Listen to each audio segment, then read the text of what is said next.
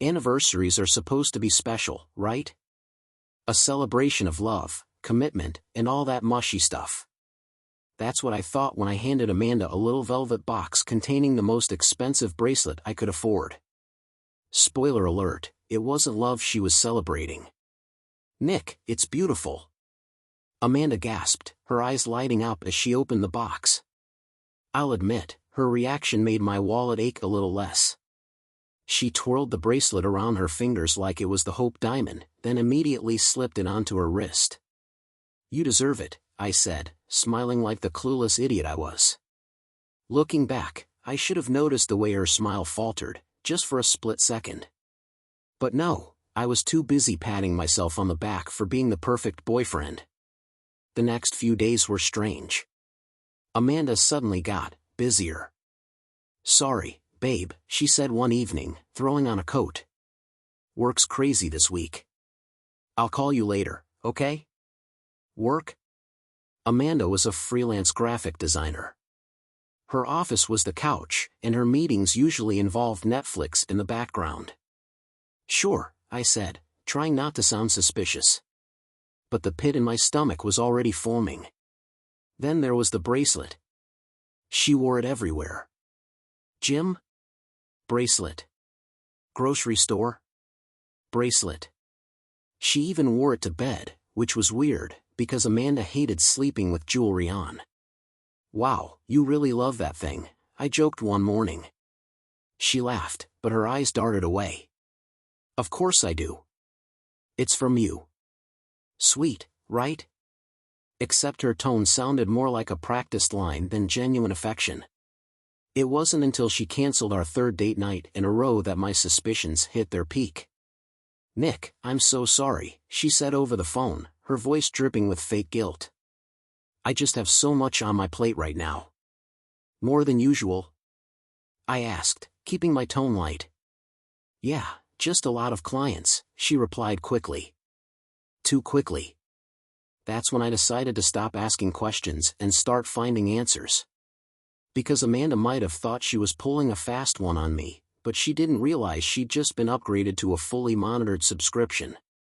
If there's one thing I've learned, it's that technology can be your best friend, especially when your actual friends are too polite to say, "Dude, your girlfriend's acting shady."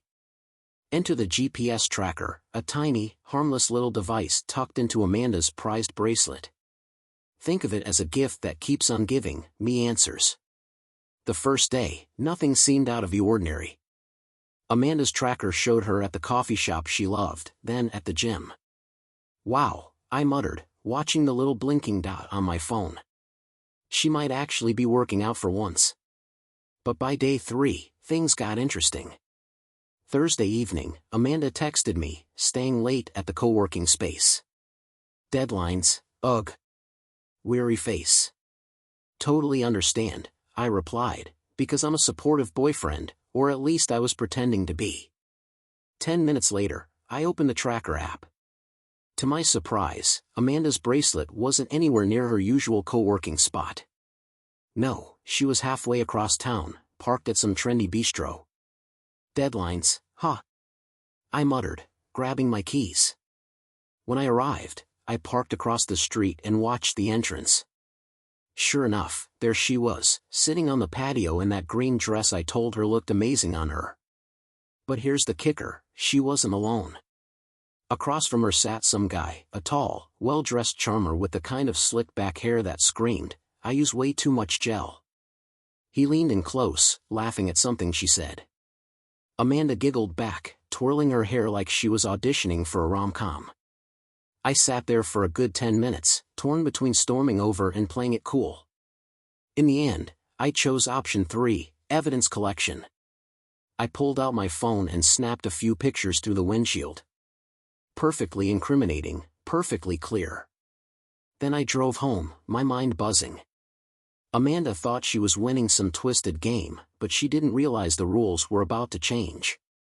You'd think catching your girlfriend on a date with someone else would send you into a spiral of despair. For me, though, it was like being handed the final piece of a puzzle I didn't even know I was solving. I sat at home that night, scrolling through the pictures I'd taken of Amanda and Mr. Slick Hair, sipping a beer as the reality set in. She wasn't just busy, she was moonlighting in someone else's love story. The next morning, Amanda was all smiles when she dropped by my place. "Missed you last night," she said, kissing me on the cheek. "Yeah," I replied, trying not to flinch. "How was your deadline?" Her smile faltered for half a second before she recovered. "Oh, brutal. I barely slept." "Right. I bet counting compliments from Mr. Gel Hair really took it out of her." I decided to play along for a while, letting Amanda dig her own grave. Over the next few days, I checked the tracker religiously. She made more trips to that same bistro, sometimes twice a week, always during the hours she claimed to be working. I even spotted a pattern: she'd wear the bracelet every time she went out with him, like some kind of trophy. The irony wasn't lost on me: my gift, her tool for impressing someone else. Then came the text. "Babe, I'm working late again tonight. Don't wait up, okay? Love you." Face blowing a kiss. This time, I didn't bother responding. Instead, I tracked her to the same restaurant, where she was once again sitting across from Mr. Slick Hair. But tonight, something was different. She was holding his hand across the table. I leaned back in my car seat, watching from a safe distance. My chest tightened, but not from heartbreak, more like the realization that I couldn't let this drag on any longer. When she got home that night, I acted normal. She curled up on the couch next to me, scrolling through Instagram like she didn't have a care in the world. "How was your night?" I asked casually. "Busy," she said without looking up. "Same here," I muttered, smiling to myself. The pieces were all in place, and tomorrow, Amanda's double life was about to come crashing down. The next day, I woke up early with a strange sense of calm. Today wasn't just another day, it was the day. Amanda had been playing her little game for weeks, but now it was my turn. Step 1. I picked up a bouquet of flowers. Not because I was feeling sentimental, but because a little misdirection goes a long way. Step 2. I sent Amanda a message. "Dinner tonight? My treat. Let's celebrate us." Clinking glasses. Her reply came instantly. "Ah, you're the sweetest. Can't wait." Red heart. By 7 p.m., I was at the same trendy bistro she'd been frequenting with Mr. Slick Hair. I'd reserved a table right in the center of the room, ensuring maximum visibility. Amanda arrived shortly after, wearing that green dress I now associated with betrayal. "Flowers?" "For me," she gushed, leaning in to kiss me. "For you," I said with a smile. "You deserve them." She had no idea how true that was. We ordered drinks, and I made small talk, pretending everything was fine. Amanda seemed at ease, laughing and joking like she wasn't living a double life. But when the waiter brought out our appetizers, I decided it was time. "So," I said, setting my fork down, "how's work been lately?" "Busy," she replied, taking a sip of her wine.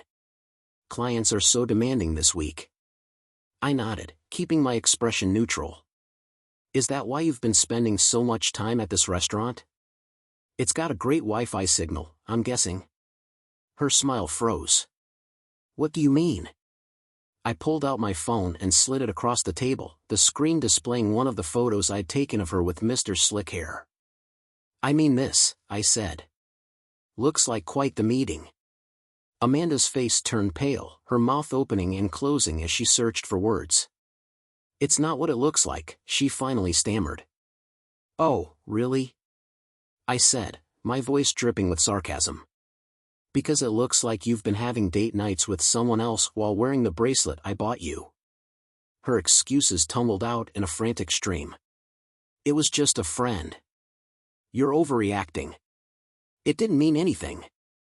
I let her ramble, watching as her carefully constructed facade crumbled. When she finally ran out of steam, I leaned back in my chair and took a slow sip of my drink. "You know," I said, "if you'd just been honest, maybe we could have worked something out. But lying? That's the deal breaker." I stood up, tossing a few bills on the table. "Enjoy the bracelet," I said, grabbing the flowers. "Oh, and if you see your friend tonight, let him know I'll be emailing him the check. It seems only fair he pays for your next accessory."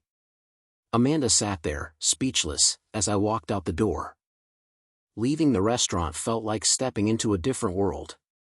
The weight I'd been carrying for weeks was finally gone, replaced by a strange sense of freedom. Amanda didn't chase after me, of course she didn't. The game was over, and she'd lost. The next morning, my phone buzzed with messages. "Nick, please, let me explain. It wasn't what it looked like. Can we talk? I made a mistake. Don't do this to us." Each notification made me laugh a little harder. Us? There was no us. Not anymore. I blocked her number by lunchtime. The fallout at work was minimal. A few coworkers who knew about Amanda asked if I was okay, and I gave them the same answer every time. Never better. I didn't know anyone the messy details. The photos, the lies, the tracker, it was all part of a chapter one was more than ready to close. Weeks turned into months, and life moved on. I focused on myself, joined a gym, started painting again, even adopted a dog. Turns out, when you're not busy trying to keep up with someone else's drama, you have a lot more time for the things that actually matter. One evening, while scrolling through Instagram, I saw that Amanda had posted a picture. It was a selfie of her at the same restaurant where everything went down, captioned, "Starting fresh red heart. Grateful for new beginnings." I shook my head, chuckling to myself. Amanda was still Amanda, spinning her narrative like nothing had happened. But for the first time, it didn't bother me. Life wasn't perfect, but it was mine again. I poured myself a glass of whiskey, raised it in a quiet toast to the past, and said the words I'd been waiting to say for months. Here's to never looking back. 6 months after I walked out of that restaurant, the memory of Amanda had faded into a distant, irrelevant blur. Sure, every now and then, I'd catch myself wondering how she managed to justify everything to herself, but those thoughts were fleeting, like passing clouds on an otherwise sunny day. Life had a funny way of filling in the gaps left by heartbreak. My dog, Benny, had become my constant companion, and my evenings were now spent teaching him tricks instead of wondering where Amanda was. I'd also started painting again. One of my pieces, a bold, chaotic swirl of colors that perfectly matched the mess I'd escaped, was even featured in a local gallery. Art therapy, a friend asked when they saw it. More like ex-girlfriend therapy, I replied with a grin. One day, I got an unexpected email. It was from Amanda. "Hi Nick. I just wanted to say I'm sorry. For everything. I hope you're doing well. Amanda." Short. Simple. Almost sincere. I stared at the screen for a moment, then hit delete without replying. She'd had her chance to explain. I didn't need her apology now, it couldn't undo the past, and I wasn't interested in revisiting it. A week later, I was at a cafe with Benny lying at my feet when someone walked by and stopped at my table. "Hey, sorry to bother you, but I just wanted to say, I love your painting at the gallery." I looked up and met the warm, curious gaze of a woman about my age. She wasn't Amanda beautiful, polished and staged. She was something better, real. "Thanks," I said, smiling. "I call it the Great Escape." She laughed. "Interesting name. I'd love to hear the story behind it." "Buy me a coffee," I said, "and I'll tell you everything." As we talked, I realized something. The best kind of closure isn't finding out why someone betrayed you. It's knowing you've moved so far beyond it, you don't even care anymore. For the first time in a long time, my life felt like mine again. Subscribe to never miss a new story and discover even more captivating tales.